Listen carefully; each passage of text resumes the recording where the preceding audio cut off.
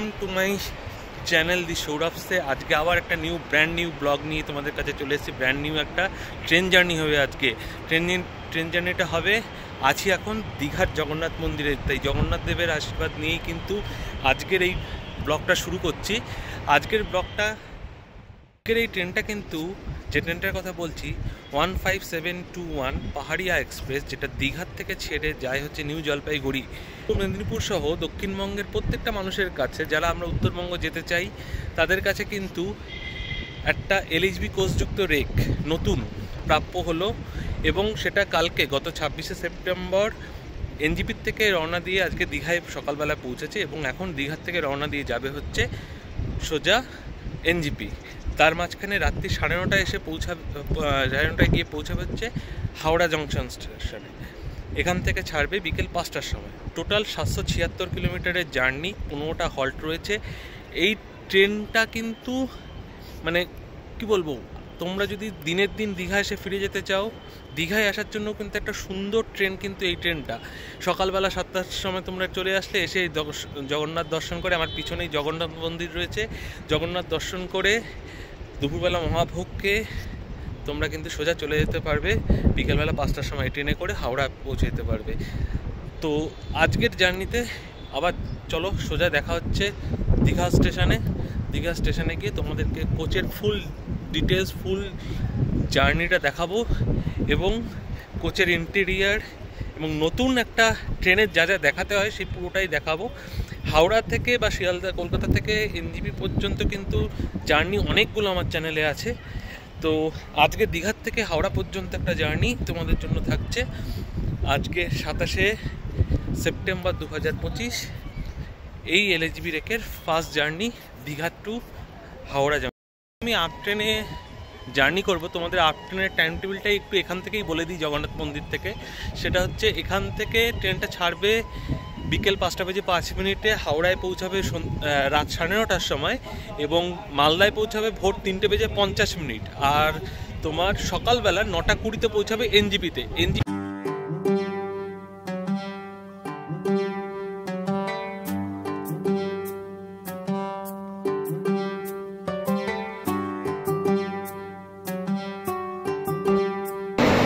Train দিয়েছে দীঘা স্টেশনের 2 নম্বর প্ল্যাটফর্মে। প্রথম একদম নতুন রেক। চলো তোমাদের ইন্টেরিয়ারটা একটু দেখাই।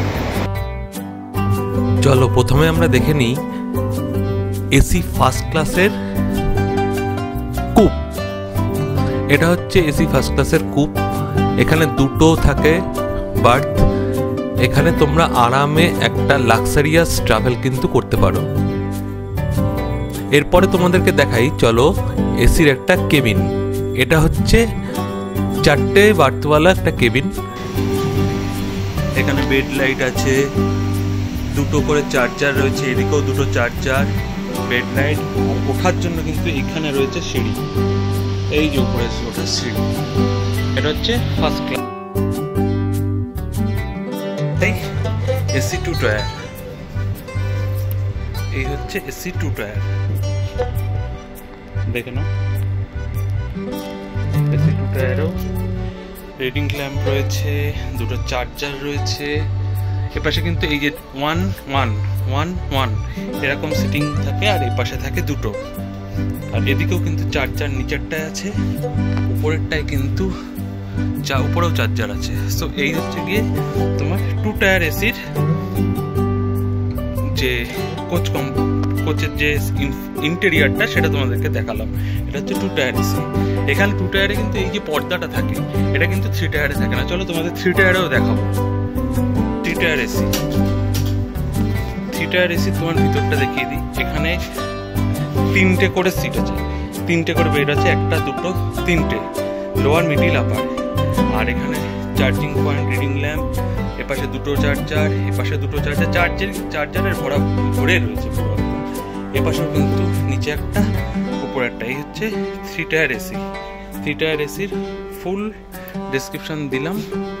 এইটার সাথে ওটার পার্থক্য হচ্ছে খালি হচ্ছে এখানে পর্দা নেই, 2 টায়ারে পর্দা আছে, এবং হচ্ছে কি দুটো করে লোয়ার এবং আপার, এই দুটো খালি বার্থ থাকে। এবার যাব হচ্ছে যেটা বলে দিই সেটা হচ্ছে এই ট্রেনে কিন্তু 4টে জেনারেল আছে আর স্লিপার আছে 3টে, আর 3 টায়ার ইকোনমি এসি আছে হচ্ছে তোমার 5টা, 3 টায়ার এসি রয়েছে হচ্ছে, থার্ড এসি রয়েছে 1টা, 2 টায়ার এসি রয়েছে হচ্ছে তোমার 2টো, আর ফার্স্ট ক্লাস এসি রয়েছে 1টা। এটা হচ্ছে কোচের টোটাল কম্পোজিশন, আর এসএলআর সামনে পিছনে 2টো। আমাদের 3 হচ্ছে আমার coach M1 3 tyre economy, 3 tyre economy coach. এটাই কোনোদিন জার্নি করিনি, তাই এটাতে আজকে তোমাদেরকে জার্নি দেখাবো। এই হচ্ছে 3 টায়ার ইকোনমি কোচ। 2 টায়ার এসির জার্নি তোমরা দেখে থাকবে লাস্ট রাজধানী এক্সপ্রেসের। ফার্স্ট ক্লাসটা দেখালাম, ফার্স্ট ক্লাসটা দেখাবো পরে জার্নি করে। এটা হচ্ছে 3 টায়ার এসি। এখানেও 3টে কোচের বেডের কালার কিন্তু, বার্থের কালার কিন্তু আলাদা।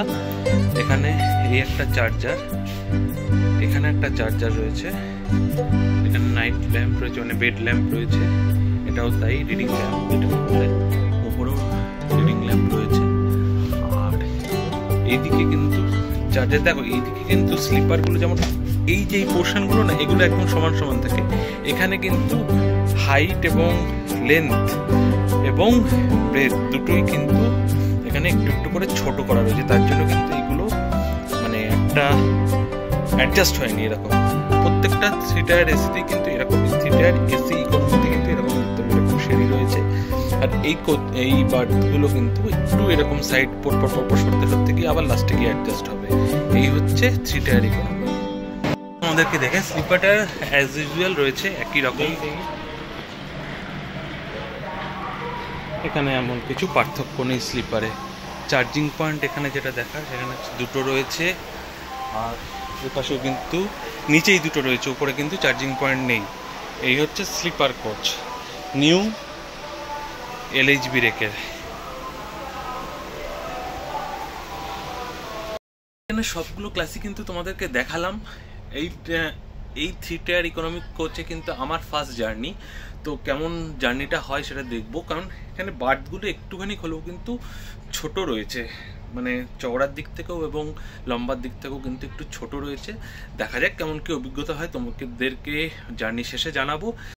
থার্ড এসি ইকোনমিতে এই যে স্লাইডার দরজা দিয়েছে, স্লাইডার দরজাতে একটা সুবিধা হয় কি, এইখানে একদম ফার্স্টে যারা সাইডে থাকে, সাইড আপার এবং সাইড লোয়ার, যদি পুশপুল হয় এই দরজাটা যেই খোলে অমনি কিন্তু পাশে এসে ধম করে বাড়ি খায়। সেটাতে কিন্তু রাত্রিবেলা ঘুমের সময় বা অন্যান্য সময় প্রচণ্ড অসুবিধার সৃষ্টি হয়। তার থেকে এই যে সিস্টেমটা করেছে সেটা কিন্তু স্লাইডিং সিস্টেমে কিন্তু এই জিনিসটা হবে না।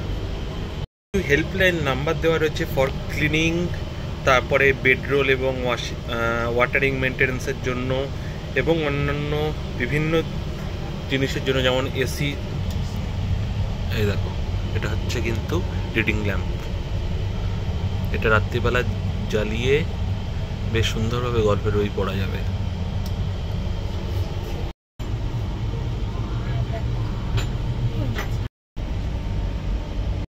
একটা কথা তোমাদের বলি, সেটা হচ্ছে অন্যান্য সব যে LHB কোচগুলো দিচ্ছে, সেই কোচগুলো কিন্তু দেয় হচ্ছে সাধারণত কলকাতার থেকে, মানে শিয়ালদা বা হাওড়ার থেকে ফার্স্ট রানটা চালু হয়, ইনাগুরাল রানটা। কিন্তু এই ট্রেনটার ইনাগুরাল রান চালু হয়েছে কিন্তু NGP থেকে, মানে গতকাল 26 তারিখে এই ট্রেনটা ওখান থেকে এই কোচ নিয়ে এসছে। আজকে এখান থেকে 27 তারিখে দীঘার থেকে যাবে। এর কারণটা হচ্ছে এই কোচে মেনটেনেন্স, মানে এই রেকের মেনটেনেন্সের দায়িত্ব কিন্তু আছে নিউ জলপাইগুড়ি, যেটা হচ্ছে কাটিহার ডিভিশনের আন্ডারে। তো সেই জন্য কিন্তু এখানে যে প্যাকেটগুলো দিয়েছে সেখানে দেখো কিন্তু কাটিহার ডিভিশন বলেই লেখা আছে। ট্রেনের বেসিন জল পড়ে যাচ্ছে টুপ করে, এটা মনে হচ্ছে চেষ্টা করি বন্ধ করার, একটু কমাতে পেরেছি। এই আর টয়লেট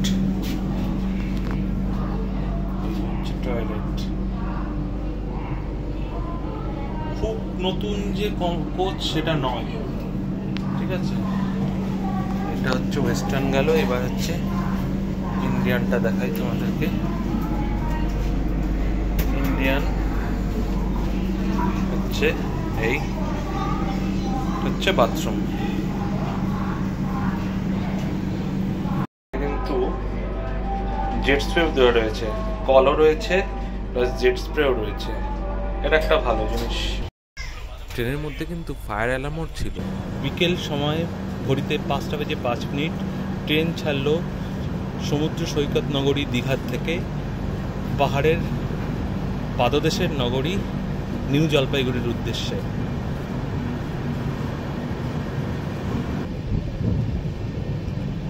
ছেড়ে যাচ্ছে দীঘা, পিছনে দেখা যাচ্ছে জগন্নাথ মন্দির।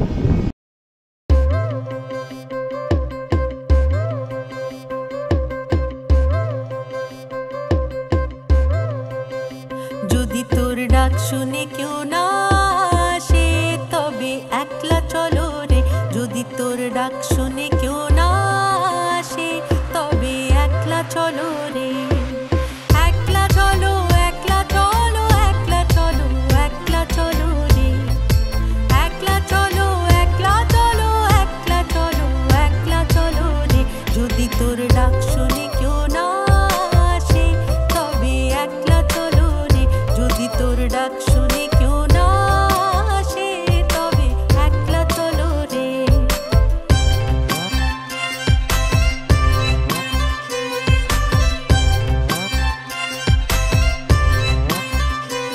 যদি কেউ কথা না কয় ওরে ওরে ও ভাগা, কেউ কথা না কয়। যদি সবাই থাকে মুখ ফিরায়ে সবাই করে ভয়। যদি সবাই থাকে মুখ ফিরায়ে সবাই করে ভয়। তবে পরাণ খুলে, তবে পরাণ খুলে ও তুই মুখ ফুটে তোর মনের কথা একলা বলো রে।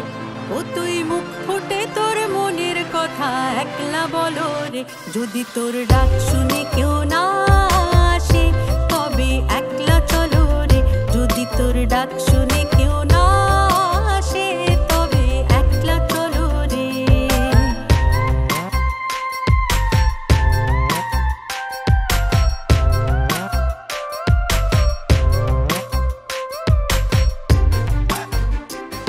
ওরে ওরে ও ভাগা সবাই ফিরে যায়।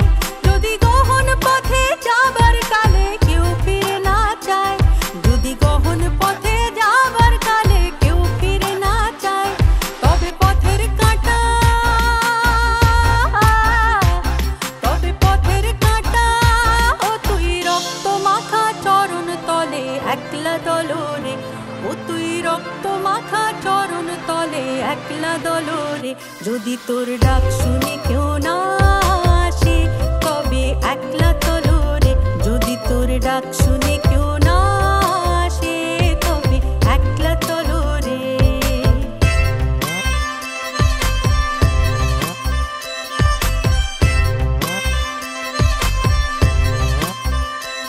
যদি আলো না ধরে, ও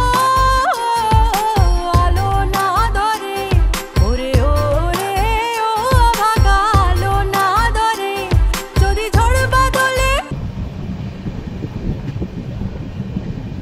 যেটুকু টিটি সাহেবের কাছ থেকে শুনলাম বেশিরভাগ রিজার্ভেশন কিন্তু রয়েছে তমলুক থেকে। এখান থেকেও কম লোক নয়, কিন্তু ভালোই লোক রয়েছে।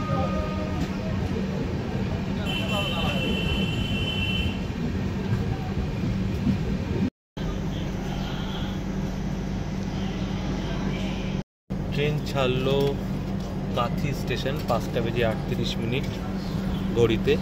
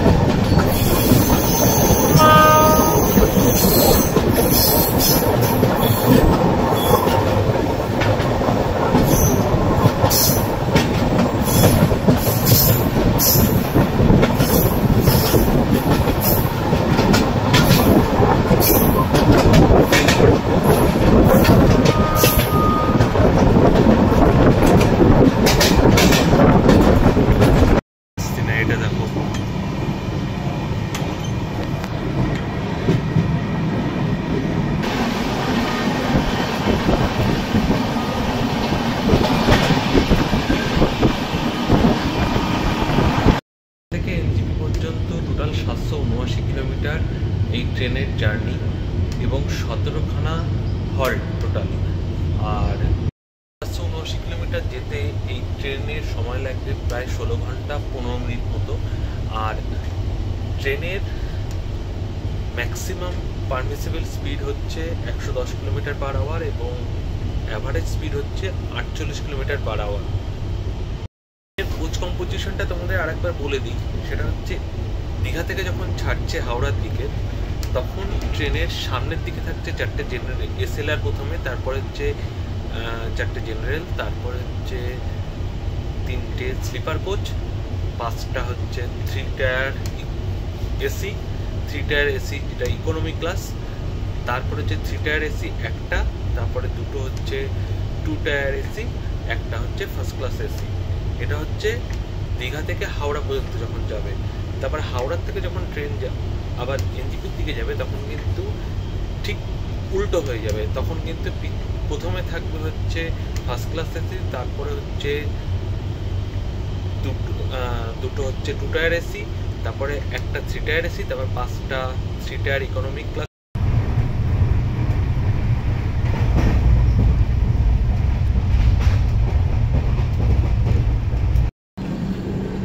ট্রেন ঢুকলো 6টা বেজে 39 মিনিটে তমলুক স্টেশন, 6টা 34-এ কারেক্ট টাইম ছিল, 5 মিনিট লেট। 90 কিলোমিটার দীঘার থেকে পথ অতিক্রম করে ট্রেন এখন হচ্ছে তমলুক স্টেশনে। 5 মিনিট ট্রেন লেট আছে, 6টা 34-এ ঢোকার কথা ছিল, 6টা 39 6 মিনিট লেট আছে। তো এর পরের স্টেশন হচ্ছে মেচেদা।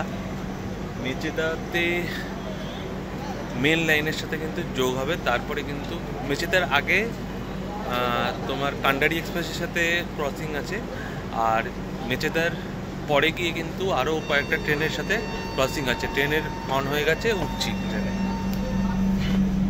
কিন্তু এটা একটা বন্দর হিসেবেও, মানে এই জায়গাটা কিন্তু বন্দরই ছিল, তাম্রলিপ্ত বন্দর বলে আমরা ইতিহাসে পড়ে এসেছি। সেই জায়গার নাম এখন হয়েছে তমলুক। তমলুক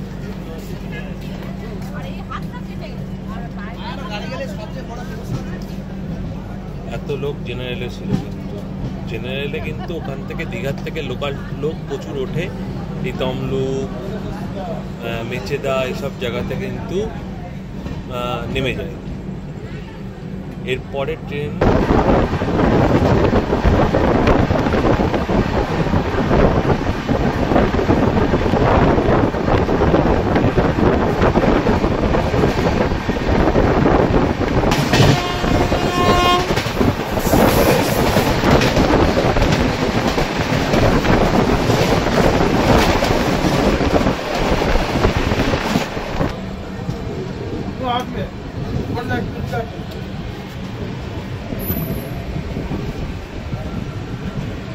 পাশে বেরোচ্ছে রানী শিরোমণি এক্সপ্রেস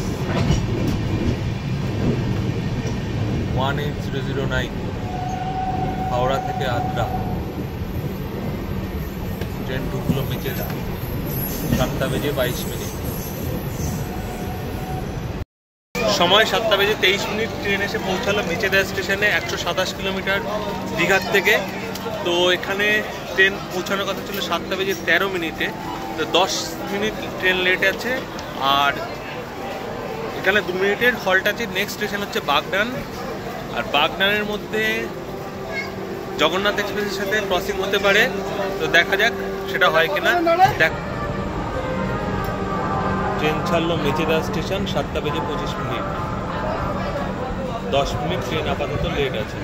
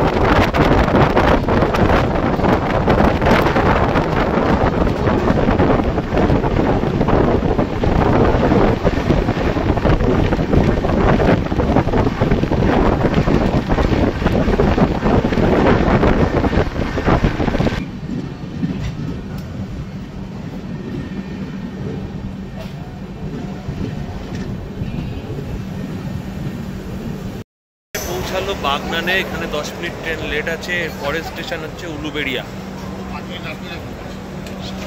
7:33-এ পৌঁছানোর কথা, 7:43-এ পৌঁছালো। একটা ওটি আছে, ওভারটেক আছে, দেখা যাক দেখি কোন ট্রেন যাচ্ছে। জগন্নাথ এক্সপ্রেস 1840।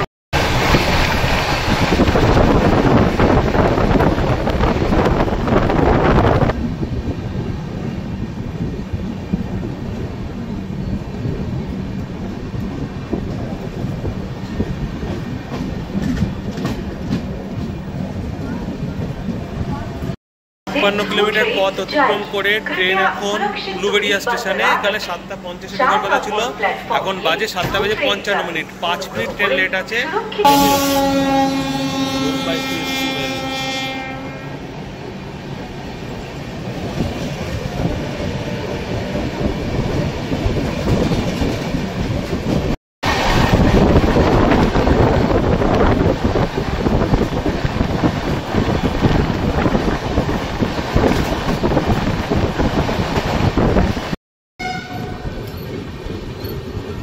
ওভারটেক হবে।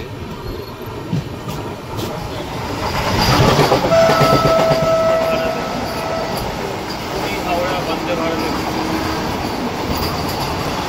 না এটা রাউরকেলা হাওড়া বন্দে ভারত এক্সপ্রেস। 178 কিলোমিটার পথ এসে ট্রেন এখন পৌঁছেছে সাঁতরাগাছিতে। বাজে 8:40। 8:12-তে পৌঁছানোর কথা ছিল, ট্রেন প্রায় 28 মিনিট লেট। তো এরপরের স্টেশন হাওড়া।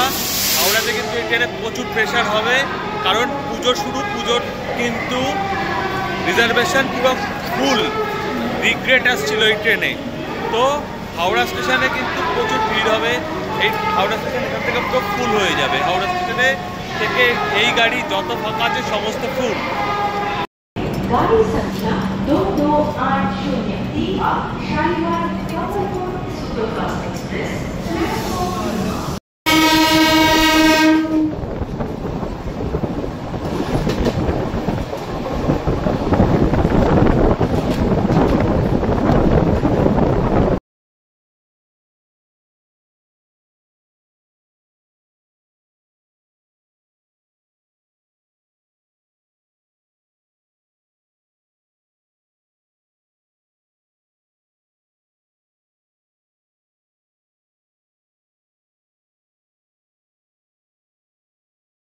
যোগা এক্সপ্রেস।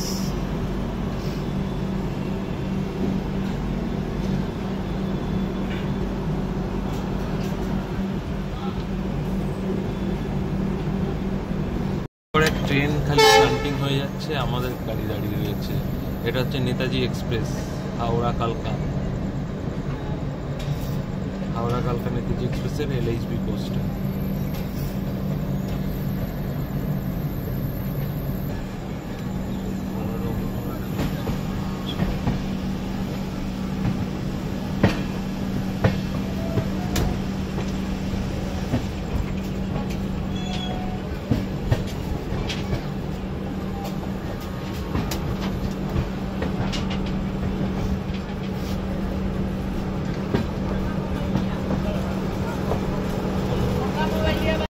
যে 33 মিনিটে হাওড়া স্টেশনে এসে পৌঁছালাম, মাত্র 3 মিনিট ট্রেন লেট।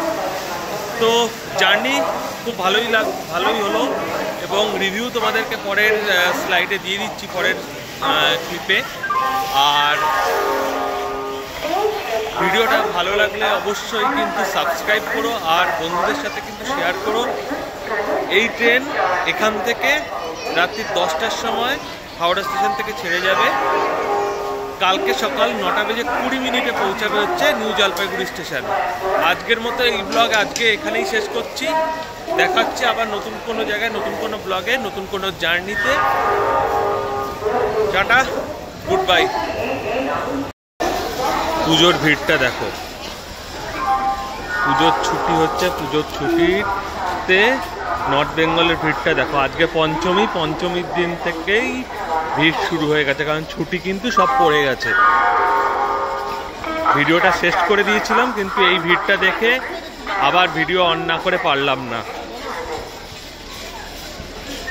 জেনারেলের অবস্থা দেখো, জেনারেলের একটু অবস্থাটা দেখো, পাহাড়িয়া এক্সপ্রেসের জেনারেলের অবস্থা।